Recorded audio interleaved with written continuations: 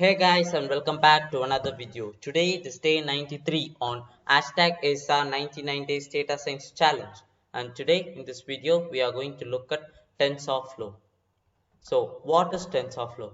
TensorFlow is an open source library developed by Google primarily for deep learning applications, and it also supports machine learning algorithms too.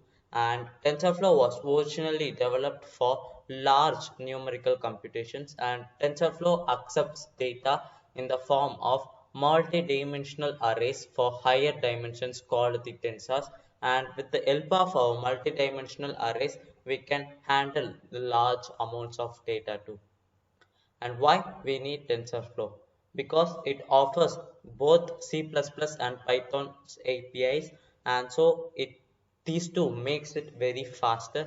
And earlier the coding mechanism for machine learning and deep learning was very much complicated, and the library provides a high level API, and the complex coding isn't needed to prepare a neural network or to configure your neuron or program a neuron. And TensorFlow also has an integration of our programming languages Java and R2.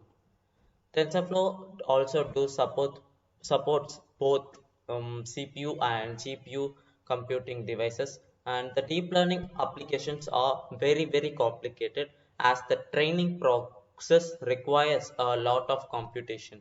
And so now when we use CPU for these type of computations, it might take a very long time, and so it is highly recommended to use some GPU computing devices. But yeah, they have been generally designed for context of games, but however they are being used for developing deep learning applications as well.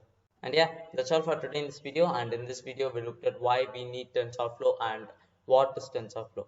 Thanks for watching. Like the video, leave a comment down below, and let's meet on day 94.